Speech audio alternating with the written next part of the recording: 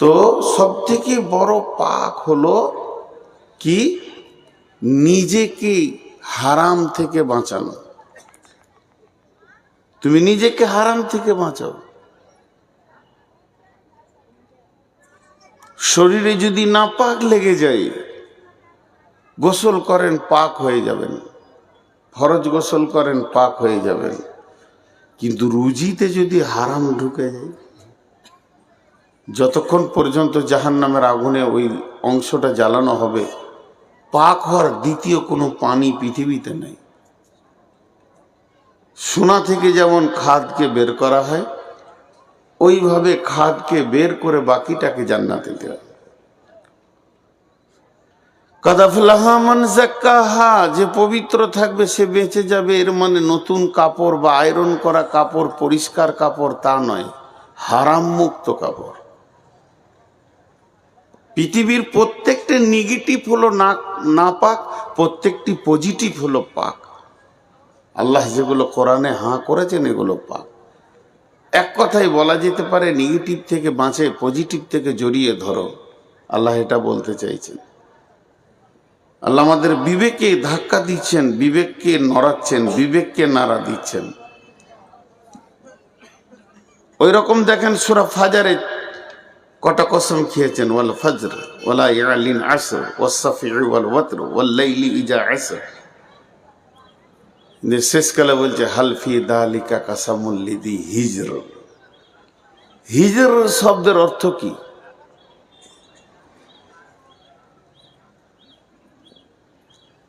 আপনারা কি দাঁড়িয়ে থাকবেন, না নতুন করে কোনো লোক পাঠাতে হবে বসানোর জন্য? আসলে বসে যেতে হবে, নিজের বিবেককে কাজে লাগান। এই হিজরের শব্দ যেটা বলছি ওইটাই ওদেরকে প্রয়োগ করা যাবে। এই যে লোকগুলো এসে দাঁড়িয়ে গেল, হিজর হিজর হিজর মানে হিজড়ে লয়, যারা ভিক্ষা করা ওই হিজড়ে বলিনি। হিজের বান হচ্ছে বিবেকের চেতনতার ব্রেক। পৃথিবীতে যত ব্রেক আছে, বাইসাইকেল থেকে মোটর সাইকেল নিয়ে 4 চাকা পর্যন্ত, 16 চাকা, 18 চাকা, 100 চাকার গাড়ি, রেল থেকে বিমান পর্যন্ত যত ব্রেক আছে, গাড়িকে যেটা রুখে, এই ব্রেকগুলো ব্রেক নয়, আসল ব্রেক হচ্ছে বিবেক, ড্রাইভারের বিবেক। বাংলাদেশের গাড়ির পেছনে দুটো জিনিস খুব বেশি লেখা থাকে। মদ্যপ অবস্থায় গাড়ি চালাবেন না। আর একটা লেখা থাকে, চোখে ঘুম নিয়ে গাড়ি চালাবেন না। মদ্যপ অবস্থায় গাড়ি চালাবেন না, চোখে ঘুম নিয়ে গাড়ি চালাবেন না। দুটো জিনিস লেখা থাকে। মদ্যপ অবস্থায় বিবেক ঢিল, চোখে ঘুম থাকলেও বিবেক ঢিল। আর এই অবস্থায় গাড়ি চালালে অ্যাক্সিডেন্ট হবে। আল্লাহ 4খানা কসম করার পর বলছে, 6খানা হচ্ছে মনে হয়, ওয়াল ফজরি ওয়ালা ইয়ালিন আসরি ওয়াস সাফি ওয়াল ওয়াতরি ওয়াল লাইলি ইজা ইয়াসরি হাল ফি যালিকা কাসামুল লিযি হিজরি। এগুলো কি বিবেকবানদের জন্য ব্রেক নয়? তার মানে কি বলতে চাইছে? পৃথিবীর সব থেকে দামি ব্রেক হলো মানুষের চেতনতা। পৃথিবীর সব থেকে দামি ব্রেক ডিশ ব্রেক নয়, অয়েল ব্রেক নয়, আপনার কিনা হাওয়া ব্রেক নয়, তেল ব্রেক নয়। যত ব্রেক সৃষ্টি হয়েছে সব থেকে দামি ব্রেক হলো মানুষের নৈতিক চেতনতা। যদি তোমার চেতনতা জেগে যায় তো সব জায়গায় ব্রেক হবে। এখনও আমার গাড়ি গুনহাতে ঢুকছে, এখনও আমার গাড়ি জুয়াতে ঢুকছে, এখনও আমার হাতে সুদের টাকা আছে, এখনও আমি লুচ্চামিগিরি করছি, এখনও আমি মেলাতে ঘুরছি। এই রকম রাত্রিতে যার বাড়িতে জোয়ান মেয়েটা নাই, স্ত্রী নাই, জালসা শোনার নাম করে সে এসে মেলাতে ঘুরছে, তার ব্যাপারে কোনো খবর নেই। তো টোটাল ব্রেক হলো চেতনতা। তোমার কি বিবেকের চেতনতা নাই যে এখনো তোমাকে রুখতে পারছে না? কোনো নবী এসে রুখে দেবে না, কোন আলিম এসে আপনাকে ধরে মসজিদে ভরে দেবে না, বলে দেবে এতটুকুই। চেতনতা না থাকলে কি করবেন? বিশ্বনবী এইভাবে আঙ্গুল তুলে বলেছিলেন হযরতে খালিদ বিন ওলীদকে, খালিদ, খালিদ, তোমার মতো নওজোয়ান বীর বলবান মানুষ, সুচেতন মানুষ, তোমার চেতনতা এত স্বচ্ছ পরিষ্কার, তারপরও খালিদ তুমি কি হকটা বুঝতে পারছো না? এখনো কি তুমি হক বুঝবে না? এখনো কি তুমি ভুলের মধ্য দিয়ে নিজের গাড়ি ডাকাবে, নিজের গাড়ি হাঁকাবে? খালিদ রাদিয়াল্লাহু তাআলা আনহু বলেন, রসুলের এই তীরটা এসে আমার দিলে যখন লাগলো তো আমার ভাই ভেসার শুরু হয়েছিল। বলছেন কি? আমাদের চেতনতার অভাব। আর আল্লাহ বার বার বার বার চেতনতা দিচ্ছে, বারবার চেতনতা দিচ্ছে। এক জায়গায় আল্লাহ বলছেন বিসমিল্লাহির রহমানির রহিম, আল্লাহ তাবারাক ওয়া তাআলা সুন্দর করে বলছেন আম খুলিকু মিন গায়রি শাইইন আম হুমুল খালিকুন। একটু সবর করেন, দুটি কথা আপনাদের সামনে বলি। আম খুলিকু মিন গায়রি শাইইন আম হুমুল খালিকুন, এই ভাষাটা আল্লাহর। আল্লাহ বলছে তুমি নিজেকে একবার জিজ্ঞেস করো, তুমি কি তুমি নিজেকে বানিয়েছো না তোমার পেছনে বানানেওয়ালা কেউ আছে? তুমি যদি নিজেকে নিজে বানাও, আমি যদি আমার মাবুদ আমি নিজেই হই, নামাজ নাই, রোজা নাই, হজ নাই, যাকাত নাই, হারাম নাই, যেমন যাবে তাই করো, কারণ তোমার মালিক নেই। তুমি এসেছো নিজেই যাবে নিজে, তোমার সবকিছু সুখ শান্তি তোমার নিজের হাতে। তবে জেনে রাখো তোমাদের পেছনে যদি কেউ পাঠানেওয়ালা থাকে, তোমাদের পেছনে যদি কেউ তোমাকে পাঠিয়েছে, তাহলে তুমি জেনে রাখো তোমাকে যিনি পাঠিয়েছেন তিনি কাজ দিয়ে পাঠিয়েছেন, বিনা কাজে তোমাকে পাঠানো হয়নি এই পৃথিবীতে।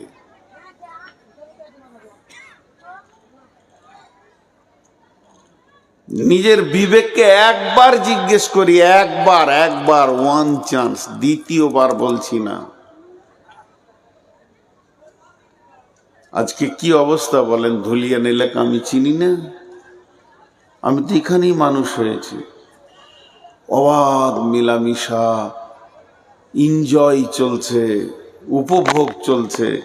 অন্য জাতিদের যেমন মেলা, খেলা, আনন্দ, জলসাগুলো দিনে করেন, বাংলাদেশে জলসা দিনে করছি সব চোখের সামনে, মহিলারা আলাদা, পুরুষরা আলাদা।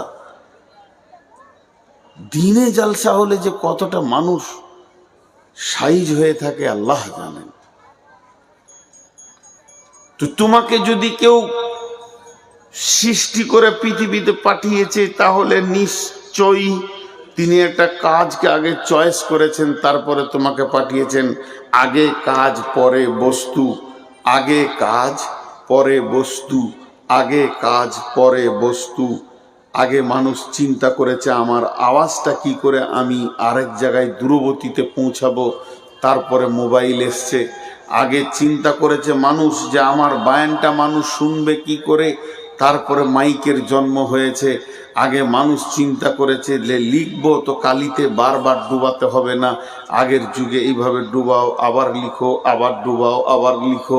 এর থেকে বাঁচতে চাই, তখন পেন আসলো, পেন থেকে বল পেন চলে আসলো। এইভাবে মানুষ যখন কাজকে চিন্তা করেছে, তার পেছনে বস্তু তৈরি হয়েছে। তো আল্লাহ তাবারাক ওয়া তাআলা এই সারা বিশ্বের যতগুলো মাখলুক তৈরি করেছেন, সকলের পেছনে একটা করে কাজ দিয়েছে। তো আমাদের কাজটা কি? আমাদের কাজটা কি? আমি শিক্ষিত সমাজের কাছে ছোট করে একটা প্রশ্ন রাখলাম, আমাদের কাজটা কি? আমি মেন আয়াতে চলে এসেছি, খুব বেশি 1-2 মিনিটের মধ্যে মেন আয়াতে চলে এসেছি। দেখেন আমাদের কাজ, দেখেন, খালি কানগুলো রাখেন রাস্তার দিকে। আজকে আমাদের কাজ কি? মহিলাদেরকে উত্তপ্ত করছে, আর এখানেই তাবলিগি জালসা হচ্ছে। হারিকেনের নিচে যেমন আলো পাই না, তাবলিগি জালসার নিচে সেই অবস্থা ঘটছে। ও ভাবছে আজকের কাজ এটাই, কি আনন্দ, কি এনজয়। তো আল্লাহ তাবারক ওয়া তাআলা বলছেন, তোদের কাজ তোরা খুঁজে বের কর। দেখেন কি আনন্দ লাগছে, ওরা যে কি সুখে আছে ওরাই জানে।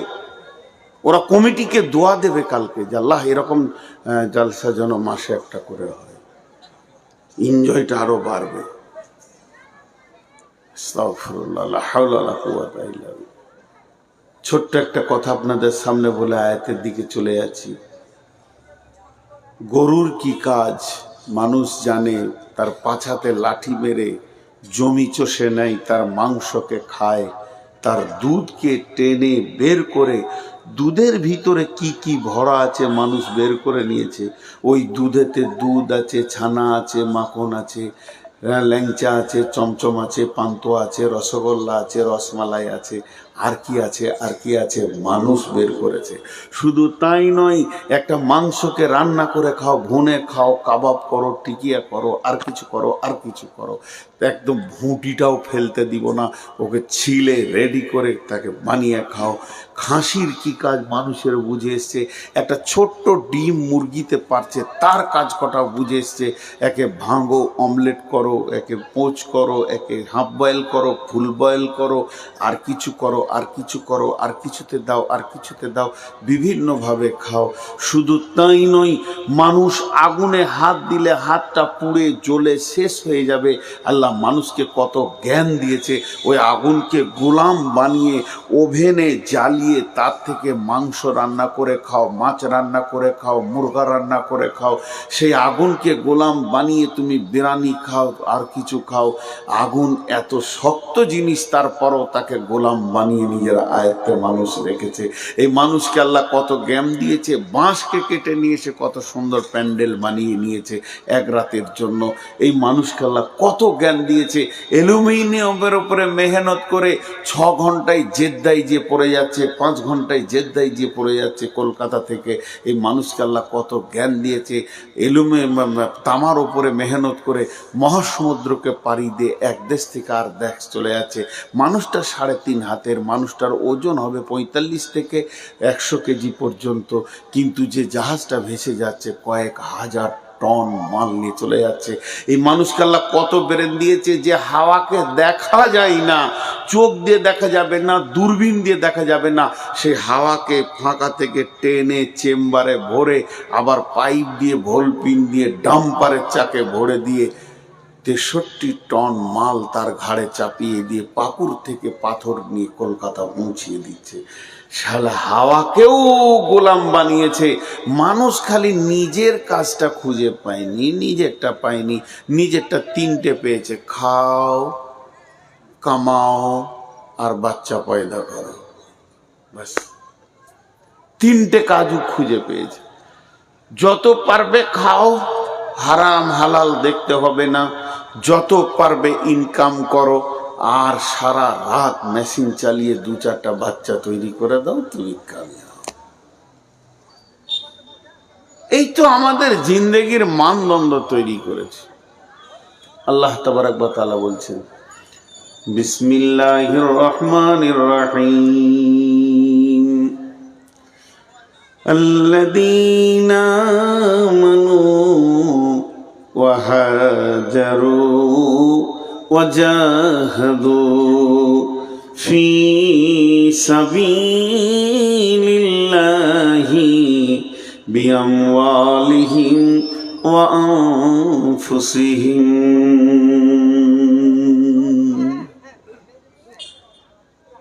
কেউ আছেন ভাই? এই 2টা ছেলেকে 2 থাপড় দিয়ে আছেন তো, প্রচন্ড কানে লাগছে। কেউ থান আস্তে করে জানতে বলে আছে। আল্লাযীনা আমানু ওয়া হাজারু وجاهدوا في سبيل الله بأموالهم وأنفسهم أعظم درجة عند الله. ওই মহিলা, ওই যাও, এখান থেকে যাও, সামনে থেকে যাও। এদের হায়াও লজ্জা বলে কিছু নাই। একদম সামনে চলে আসছে মহিলা মানুষ, দাঁড়িয়ে আছে, এখনো যাবে তো এখান থেকে। কোন ধরনের মেয়ে ছেলে গো, একদম সুজা চলে আসছে এখানে। তো দেখেন আল্লাহ এবার কাজ বলছেন, তোমরা একটা কাজ করো, তোমাদেরকে 5খানা দায়িত্ব আমি দিয়েছি। 5টা জিনিসকে আল্লাহ তাবারাক ওয়া তাআলা কালাম পাকের মধ্যে সূরা তওবাতে তুলে ধরেছেন। আল্লাযীনা আমানু ওয়া হাজারু ওয়া জাহাদু ফি সাবিলিল্লাহি বিআমওয়ালিহিম ওয়া আনফুসিহিম। কাজের বদলাটা পরে বলছি। 5টা কাজ দিয়েছে। ছোট্ট একটা উদাহরণ দিব, উদাহরণ দেওয়ার পর আয়াতের তর্জমাতে যাব। উদাহরণটা হচ্ছে, বাপের পেশার ওপরে ছেলেরা আগ্রহী হয়ে কাজে নামে। কথাটা বুঝতে পেরেছেন কিনা? বাপের কাজের যে পেশা, তার উপরে ছেলেরা আগ্রহী হয়ে কাজে নামে। সেটা কেমন? মাঠে আগে আমরা নিজেরা নিয়ে গেছি আব্বার জন্যে, ভাইয়ের জন্যে টিফিন খাবার মাঠে নিয়ে যেতাম, চাষ হতো। তো মাঠেও নিয়ে গেছে খাবার, বাপ ভাই উঠে এসে এক জায়গায় খেতে বসেছে, টিফিনটা এসে হাত ধুয়ে খায়। তখন ওই ছেলেটা কি করছে? কোদাল নিয়ে খুঁড়ছে। বাচ্চা ছেলে, ওর দ্বারা কাজ হবে না, কিন্তু খুঁড়ছে। কেন?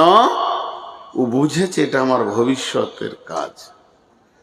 তেমনি একটা কামারের ছেলে, শিশু, ওর দ্বারা কোনো কাজ হবে না, তারপরও সে হাপড়টাকে ধরে টানবে, জানবে আমার বাপের কাজ আমার কাজ, ও মরলে এই গদিতে আমি বসবো। ঠিক ছুতোর মিস্ত্রির ছেলে প্রতিদিন বাপের দোকানে যাবে 2টা চকলেট খেতে, বিস্কিট খেতে, কেক খেতে, কিন্তু যেদিন বাপ নাস্তা করবে, রেস্টে থাকবে, ও রেঁদাটাকে ঠেলবে। এই কাজ আমার কাজ। বিশ্বনবী চলে গেলেন, আমরা তার উম্মত। বিশ্বনবী চলে গেলেন, আমরা তার উম্মত। দয়ার নবী হজ্জাতুল বিদআতে যখন তিনি বক্তব্য দিতে শুরু করলেন, একটার পর একটা বক্তব্য চলছে। হযরতে উমর আছেন, আবু বকর আছেন, ওসমানও আছেন, আলী আছেন।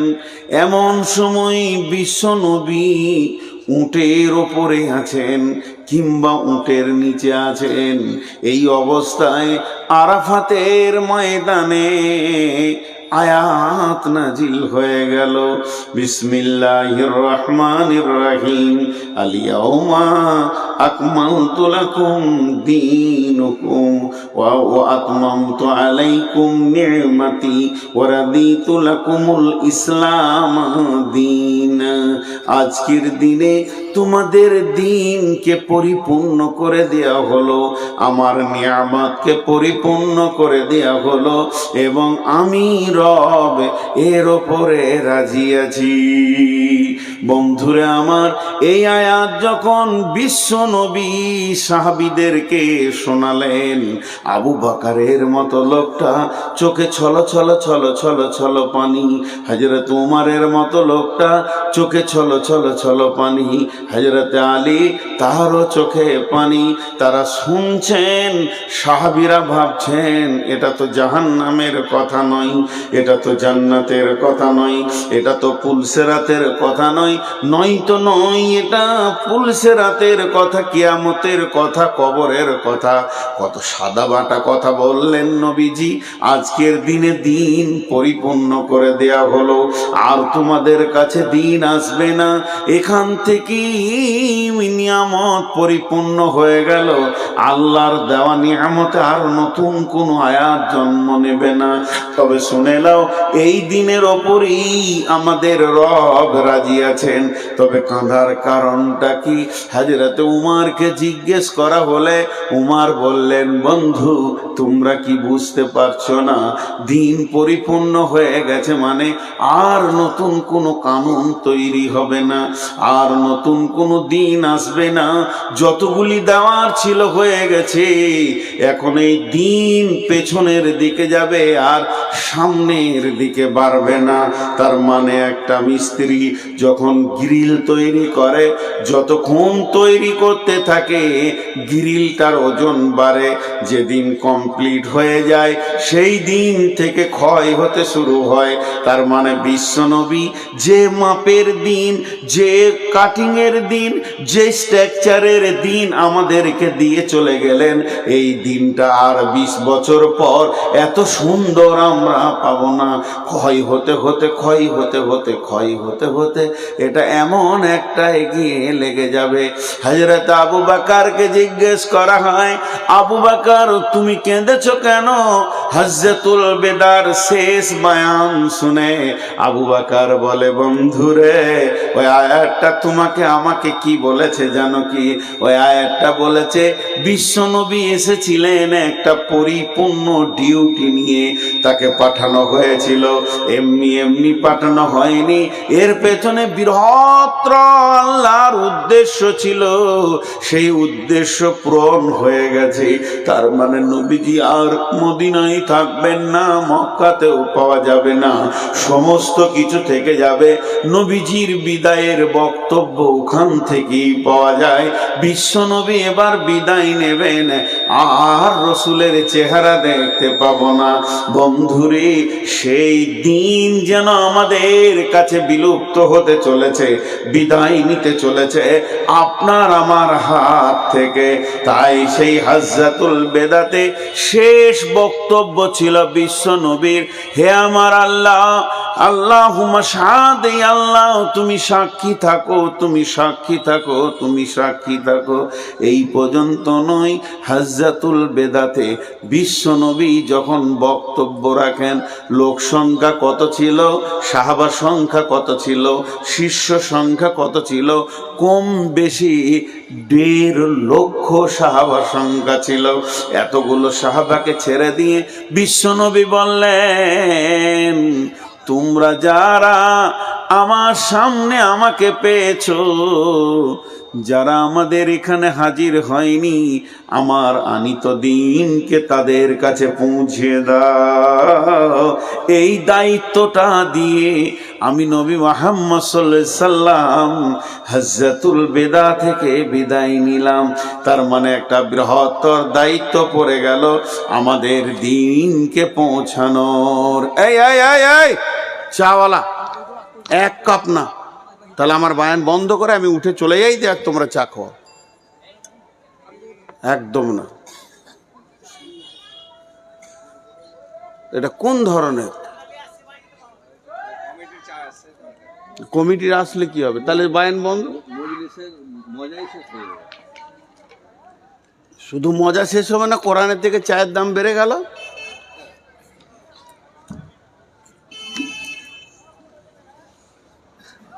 তো হজ্জাতুল বেদা থেকে বিশ্বনবী বিদায় নিয়েছেন, তারপরে মদিনায় এসে ওফাত হয়েছেন অনেকদিন পরে, সেটা কথা নাই, এটা ওনার শেষ হজ ছিল। তো দিন আমানত, দিন আমানত, দিন আমানত, দিন পৌঁছাতে হবে। ওই জন্যই আয়াতটা আল্লাহ বলছেন। দুটা মজার কথা শুনিয়ে দিই, একটা সাহাবীদের জামানার, একটা এখনকার। 23-এ না 22-এ হবে, 22ই হবে। দুটি ঘটনা। হযরত আবু বকর যখন ঈমান আনে, কালেমা শাহাদাত পড়ে, রসুলের হাতে হাত দিয়ে, সময়টা ছিল সন্ধ্যার সময়, ঠিক ধরেন মাগরিবের পরে পরই হযরত আবু বকর গিয়ে রসুলের কাছে কালেমায়ে শাহাদাত পড়লেন, আশহাদু আল্লা ইলাহা ইল্লাল্লাহ ওয়া আশহাদু আন্না মুহাম্মাদান আবদুহু ওয়া রাসূলুহু। ওনার বিজনেসটা ছিল ফেরি, কাপড়ের বিজনেস, টলাই টলাই ঘোরা, টলাই টলাই ঘুরে কাপড় জামা পোশাক বিক্রি করতেন। 24 ঘন্টা পর রসুলের কাছে আসছেন, কালেমা পরে রাতে ঘুমিয়েছেন, সকালে কাপড়ের বোঝা নিয়ে রতনপুরের গলি গলি ঘুরছে, কাপড় নেবে, কাপড়, হ্যাঁ কাপড় নিব, এসো ভাই আল্লাহকে ধরো। তো সন্ধ্যার সময় আবার রসুলের কাছে ফিরছেন। যখন রসুলের কাছে ফিরছেন তখন 10 জন নতুন কালেমাওয়ালাকে নিয়ে, কালেমা পড়িয়ে 10 জন নতুন মুসলমান নিয়ে যাচ্ছে। সাহাবীরা সব রসুলের কাছে কালেমা পড়েনি, সাহাবীদের ভিতরেও কালেমা পড়ানো হয়েছে।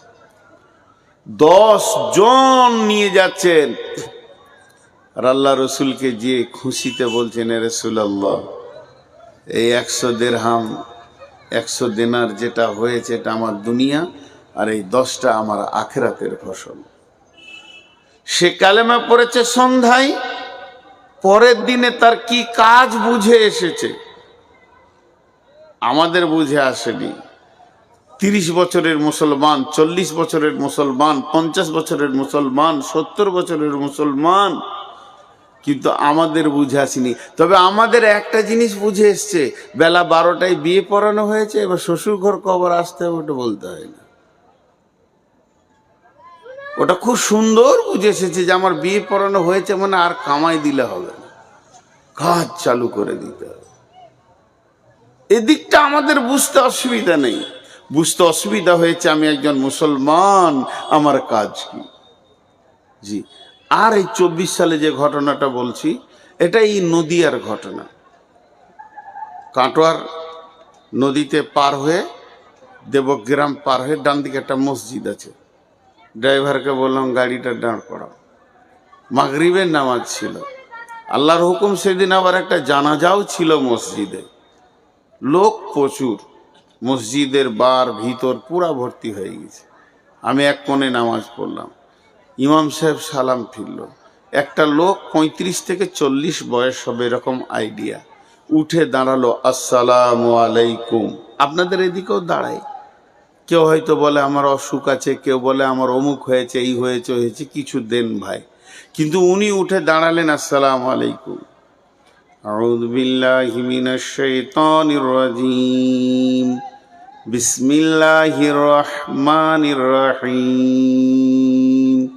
আমরা যে যা কাজ করব বিসমিল্লাহ বলে কাজ করব, আল্লাহ আমাদেরকে তৌফিক দেন। বসে গেল, কিছু চাইলাম না, কিছুই না। লোক তো অবাক, কোন খেপারে, তাগড়া জওয়ান, উঁচু মানুষ, সুস্থ মানুষ, সব জানাজার লোক, কে যেমন যে যেমন কথা বলতে বলতে, কি ব্যাপার, কিছু চাইলো না। লোকটাকে জিজ্ঞেস করা হলো পরে, আমরা অনেক লেটে বের হয়েছি, 8-10 জনকে ধরলো, ভাই কি ব্যাপার, তুমি কি বলতে চাইছো? বলছে আমি একজন মুসলিম, গত 3 দিন হলো নতুন কালেমা পড়েছি।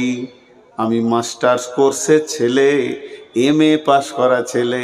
আমি শুনেছি এবং আমি বই পড়েছি, বিশ্বনবী বলেছেন তুমি যতটা জানো অতটা লোককে প্রচার করো। আমি 2 দিনে শুধু বিসমিল্লাহটা শিখেছি, ওটার প্রচারেই আমি নেমে গেছি। কি হলো? ওই চেয়ারটা খারাপ আছে। আচ্ছা যাক, ওটা কিছু নয়, একটা ঘটনা ঘটেছে, চেয়ার ভাঙতেই পারে। এইদিকে বসো, এদিকে বসো, নিচে বসো। তো আমি বিসমিল্লাহটা শিখেছি, বিসমিল্লাহর প্রচারে নেমে গেছি। এবার আল্লাহ কি বলছেন, বিসমিল্লাহির রহমানির রহিম। আল্লাযীনা আমানু ওয়া হাজারু ওয়া জাহাদু ফি সাবিলিল্লাহি বিআমওয়ালিহিম ওয়া আনফুসিহিম। আল্লাহ তাবারক ওয়া তাআলা বলছেন, একটা ইমানদারের 5খানা কাজ। প্রথমে সে ঈমান আনবে, আল্লাযীনা আমানু, সে ঈমান আনবে। যখনই তার ভিতরে ঈমান ঢুকে যাবে, যখনই তার ভিতরে ঈমান নামে স্পিরিটটা চলে আসবে, ঈমানের উদ্দীপনা চলে আসবে, ঈমানের চয়েস যখন তার কাছে পৌঁছে যাবে, ওয়া হাজারু, ওই লোকটা কোনোদিন আর ঘরে স্থির বসে থাকতে পারে না। সঙ্গে সঙ্গে সে নিজের ঘর ছাড়বে। ঘর ছেড়ে যাবে কোথায়? যার কাছে দিন নাই, কালেমা নাই, ওর কাছে দিন আর কালেমাটা পৌঁছাতে যাবে। একটা ঈমানদার বসে বসে সময় নষ্ট করতে পারবে না। তার পৃথিবীতে সেকেন্ডের মূল্য আছে, তার পৃথিবীতে মিনিটের মূল্য আছে। আল্লাহ তাবারক ওয়া তাআলা বলেন, যখনই তোমার ভিতরে ঈমান নামে বস্তুটা ঢুকে গেছে, জেনে লাও তুমি একটা বিরাট ক্ষমতার মালিক হয়ে গেছো। তুমি আল্লাহকে চিনেছো, রসুলকে চিনেছো, তোমার 6টা জিনিসের প্রতি ঈমান হয়ে গেছে। এরপরে তোমার কাজ কি? ওয়াহাজারো, তুমি ঘর ছাড়ো, তুমি তবলিগে বের হয়ে চলে যাও। আজকের ছেলেগুলো চিন্তা কি করেছে? 3জন 4জন আলেমকে নিয়ে এসে অত্র এলাকায় একটু তাবলিগ করে নিব। ভাইয়া আমার, আপনাদের এটাকে নেকেট করছি না, এটা তো একটা শুনিয়ে দেওয়া তাবলিগ। এই রকম যদি 20 বছর শোনান একটা বেনামাজিকে, তাকে রাস্তায় আনা যাবে না, তাহলে জালসা কি কোনো কাজে লাগে না? বলে লাগে। আল্লাহ বলেছেন, অযাক্কির ফাইন্না যিকরা তানফাউল মুমিনিন, তুমি জিকির করো, তুমি স্মরণ করো, কিতাবের তুমি কথা বলো, আল্লাহর কথা বলো, কালাম পাকের কথা বলো, লাভ কি হবে? মুমিনের লাভ হবে। মুমিন তার দিলের তারা কি খুঁজে পাবে। কিন্তু যে লোকটা এখনো মসজিদ চিনল না, যে লোকটা জুয়ারি, রাস্তায় যদি একটা কাঁটা পড়ে থাকে, কাঁচ পড়ে থাকে, আমার মতো 65টা বক্তা যদি 2 ঘন্টা করে বক্তব্য রেখে চলে যায়, কাঁটাটা 1 ইঞ্চি নড়বে না। তাহলে বক্তা লাগবে না, মাইক লাগবে না, প্যান্ডেল লাগবে না, প্রচার লাগবে না। খালি এইভাবে হাতে করে ধরেন, তুলে সরিয়ে দেন। 1 মিনিটের কাজ 100 বছরেও হবে না। অতএব বন্ধুরে, আল্লাহ তাবারক ওয়া তাআলা বলছেন, তোমার ভিতরে যখন ঈমান এসে গেছে, এই ঈমানটা আর একজনকে পুশ করতে হবে, আর একজনের কাছে দিতে হবে। তখনই তুমি তোমার মাথাকে পরিচালনা করো, কার কাছে পৌঁছাবো। কোন লোকটা দিন হারা হয়ে রাস্তায় রাস্তায় ঘুরছে, এখনো সে আল্লাহকে পাচ্ছে না, রসুল পাচ্ছে না। তোমার প্রতিবেশীর দিকে তাকিয়ে দেখো, তোমার ভাইয়ের দিকে তাকিয়ে দেখো, ভাতিজার দিকে তাকিয়ে দেখো। আল্লাহ তাবারক ওয়া তাআলা বলেছেন, ইয়া আইয়ুহাল্লাযীনা আমানু কু আনফুসাকুম ওয়া আহলিকুম নারা আলাইহা ওয়াকুদুহান নাসু ওয়াল হিজারাতু আলাইহা মালাইকাতুন গিলাদুন শিদাদুন লা ইয়াসুনাল্লাহা মা আমারাহুম ওয়া ইয়াফআলুনা মা ইউমারুন। হাদিসের কথা, কোরআনের কথা আপাতত 1 মিনিটের জন্য বন্ধ রাখলাম। 2টা দর্শন কথা বলবো। আপনারা ভাবিয়েন না যেটা হাদিসে আছে, এটা বুখারীতে নাই, মুসলিমে নাই, আবু দাউদে নাই, নাসাইতে নাই, ইবনে মাজাতে নাই, তিরমিজিতে নাই, নাই তো নাই, বুলুগুল মারামেও নেই। কিন্তু যারা ইসলামকে নিয়ে রিসার্চ করেন, তাদের ব্রেন কম নয়। 2-3টি কথা খালি দর্শন বলবো। ইমাম আহমদ বিন হাম্বল বলেন, সারা পৃথিবীর কোন কোণে, আরেকবার বলছি কথাটা ইমাম আহমদ বিন হাম্বলের, সারা পৃথিবীর কোন কোণে কোনো একটা লোক যদি বেকালমা হয়ে মারা যায়, কালেমা পেল না, আল্লাহ পেল না, রসুল পেল না, কোরআন পেল না, হেদায়েত পেল না, লোকটা মারা গেল, তার কাছে কালেমা পৌঁছালো না। পৃথিবীর কোনো কোণে কোনো একটি লোক যদি বেকালমা হয়ে বিনা দাওতে মারা যায়, ওই লোকটা যে গুনহা হবে, ও যে গুনহা করে জাহান্নাম যাবে, ওই গুনাহটাকে সারা পৃথিবীর মুসলমানদেরকে ভাগ করে দেওয়া হবে। তোরা কেন বসেছিলি বল? ওর কাছে পৌঁছালো না কেন বল? কেন গেল না তুই বল? তোরা কি মাল নিয়ে বসেছিলি? তোরা কি বেটা নিয়ে বসেছিলি? এর জন্য আল্লাহ পরের আয়াতই বলেছেন, যে আয়াতগুলো আমি পড়েছি তার পরের আয়াতে বলছেন, কুল ইন কানা আবাউকুম ওয়া আবনাউকুম ওয়া ইখওয়ানুকুম ওয়া আজওয়াজুকুম ওয়া আশীরাতুকুম ওয়া আমওয়ালুন ইকতারাফতুমুহা ওয়া তিজারাতুন তাখসাউনা কাসাদাহা ওয়া মাসাকিনু তারদাউনাহা আহাব্বা ইলাইকুম মিনাল্লাহি ওয়া রাসূলিহি ওয়া জিহাদিন ফি সাবিলিহি ফাতারাব্বাসু হাত্তা ইয়াতিয়াল্লাহু বিআমরিহি ওয়াল্লাহু লা ইয়াহদিল কওমাল ফাসিকিন। আল্লাহ তাবারক ওয়া তাআলা কত সুন্দর করে বলছেন, তুই তোর বাপকে, তোর সন্তানকে, তোর ভাইকে, তোর বিবিকে, তোর বন্ধুকে, সঞ্চিত মালকে, চাকরি বাকরি, গাড়ি বাড়ি, ব্যবসা বাণিজ্যকে, এবং যে ঘরটা বানিয়েছি সেই ঘরটাকে 8 জনকে মহব্বত দিলি, মহব্বত তোর কাছ থেকে 3 জন পেল না, সময় পেল না, তোর সময় কোলালো না, তোর সময় জুটলো না, তুই সময় দিতে পারলি না, সেই 3 জনকে আহাব্বা ইলাইকুম মিনাল্লাহি, আল্লাহকে দিতে পারলি না, ওয়া রাসূলিহি, রসুলকে দিতে পারলি না, ওয়া জিহাদিন ফি সাবিলিহি, আল্লাহর দ্বীনকে আগে বাড়ানোর জন্য যে তোকে মেহনত লাগবে, ওই মেহনতে সময় দিতে পারলি না। পেরেছিস আব্বাকে, পেরেছিস ভাইকে, পেরেছিস বন্ধুকে, পেরেছিস সন্তানকে, পেরেছিস বিবিকে, সময় দিয়েছিস অট্টালিকা ঘরের পেছনে, সময় দিয়েছিস ব্যবসা বাণিজ্যর পেছনে, সঞ্চিত মালের পেছনে দৌড়ে সময় দিয়েছিস। আজান হচ্ছে এখন চুপ থাক, আমি ব্যাংকে আছি, আজান হচ্ছে আমি এখন দোকানে আছি, আজান হচ্ছে আমি এখন বাড়ির রাজমিস্ত্রি নিয়ে ব্যস্ত আছি, তুই চুপ থাক, দিতে পারলি না। আল্লাহ বলছেন ফাতারাব্বাসু, অপেক্ষা করো, হাত্তা ইয়াতিয়াল্লাহু বিআমরিহি, অতদিন পর্যন্ত অপেক্ষা করো যতদিন পর্যন্ত আল্লাহর হুকুম তোমাদের কাছে না পৌঁছিয়েছে। ওয়াল্লাহু লা ইয়াহদিল কওমাল ফাসিকিন, আল্লাহ ফাসিকদেরকে কোনোদিন হেদায়েত দেন না, হেদায়েতের দ্বার উন্মুক্ত করেন না। আর একটা দর্শন কথা আপনাদেরকে শোনাই, তার আগে একটা ছোট্ট উদাহরণ দিব। চায়ের দোকানে একটা ছেলে খিস্তি করে গালাগালি করছে, হঠাৎ একজন বলছে যে না রে, ওটা অমুক প্রফেসরের ছেলে। তখন আর একজন বলছে হতেই পারে না,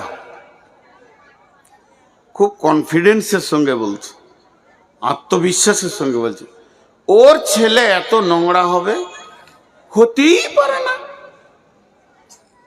পরবর্তীকালে গোপনে নিবিড়ে খবর নেওয়া হলো, ওটা প্রফেসর সাহেবের ছেলে নয়, ওর শালি যেটা মারা গেছে তার ছেলে। এর কাছে মানুষ হচ্ছে, কাউকে বুঝতে দেয়নি। তো এর কনফিডেন্সটা এমন ছিল কেন? বলে ওর বিচে তো এত নোংরা মাল হবে না। এটা উদাহরণ দিলাম। ঠিক একজন দার্শনিক বলছে, বেনামাজি, চোর, লম্পট, দাগাবাজ, সুদারু, জুয়ারি, তারপরে রান্ডি, বেশ্যা, এদেরকে দেখে যদি কারো কলিজাটা না ফাটে, উফ, উফ, লোকটা জাহান্নামের দিকে চলে যাচ্ছে, চোখে পানি না আসে। রোগটা দেখেন, এই লোকগুলোকে দেখে ওর কলিজা ফাটছেও না, চোখে পানি আসছেও না। বলছে তুমি খুঁজে দেখে লাগাও, লোকটা রসুলের উম্মত নয়, উম্মতের লিস্টে ওর নাম নেই। কোন দিকে যাবে? হ্যাঁ, কোন দিকে যাব? হায়া শরম লজ্জা বিক্রি করে আছে।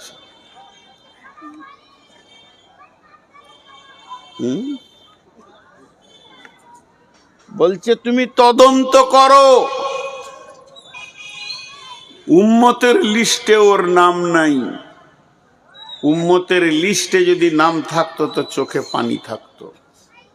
জি, বিধর্মী লাশ যাচ্ছে, চলে গেল লাশটা, আল্লাহ রসুলের চোখ দিয়ে পানি। ইহুদির লাশ, মুসলমানের নয়। এই এই চল ওদিকে যা, বেয়াদব। একবার বুকে এসে বসছে, লোকগুলোকে পেছনে করে দিয়েছে। কোন মাসে পড়ে গো ছেলেটা? হ্যাঁ, আসলে আমার 490 সুগার।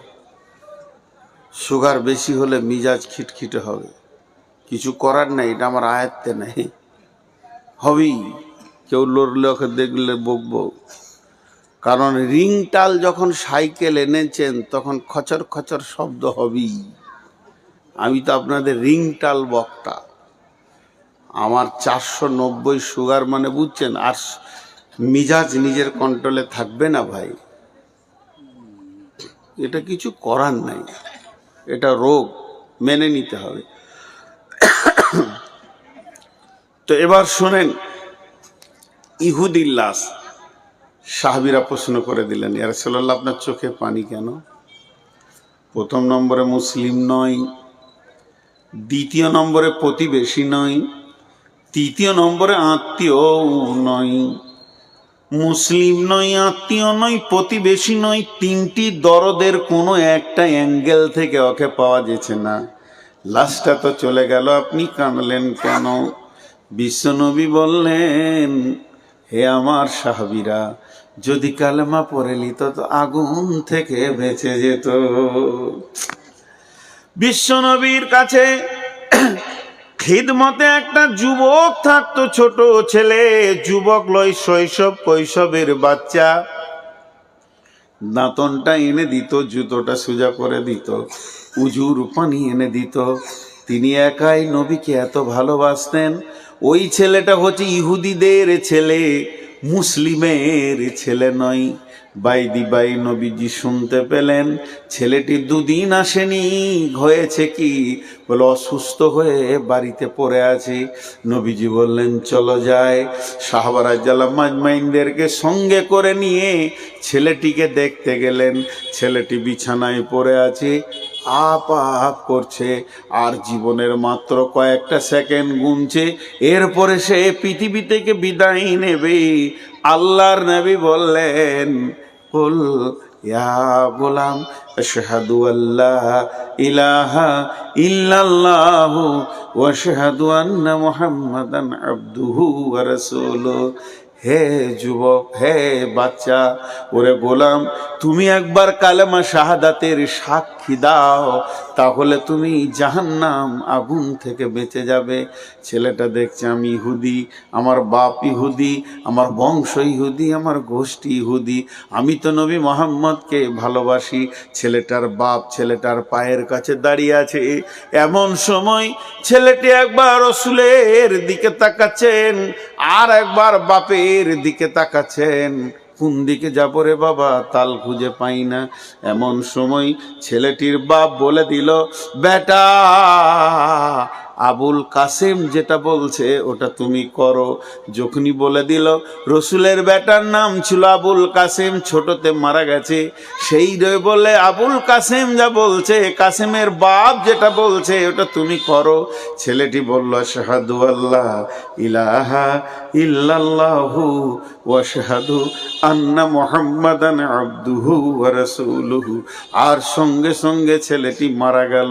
যখনই মারা গেল বিশ্বনবী সাহাবীদেরকে নিয়ে বের হয়ে আসছেন ঘর থেকে, আর বলছেন ছেলেটি চিরদিনের জন্যে জাহান্নামের আগুন থেকে বেঁচে গেল।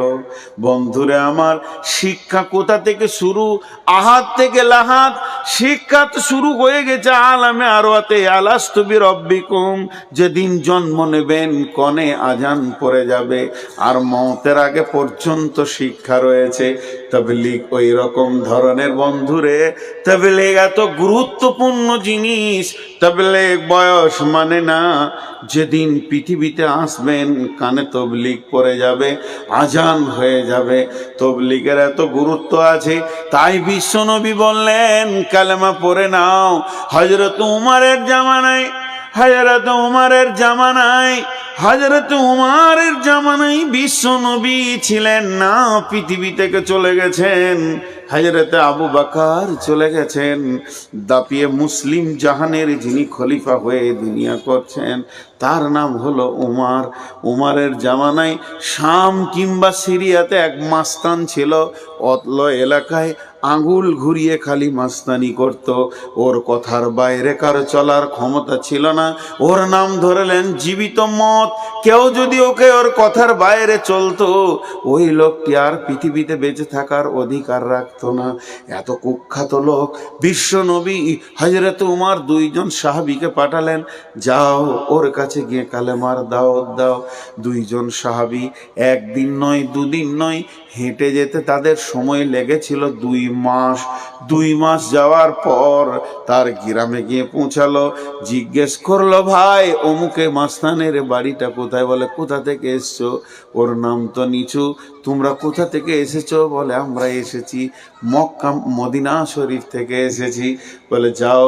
তার সামনে গিয়ে যখন পৌঁছালো, তারা গিয়ে বলল, হে আল্লাহর গোলাম, ও আল্লাহর গোলাম, তুমি কালেমা শাহাদাতের সাক্ষীটা দিয়ে দাও, তাহলে তুমি জাহান্নাম থেকে বেঁচে যাবে, আর তোমার মতো একটা হিরোকে নিয়ে ইসলামের অনেক বড় কাজ হবে।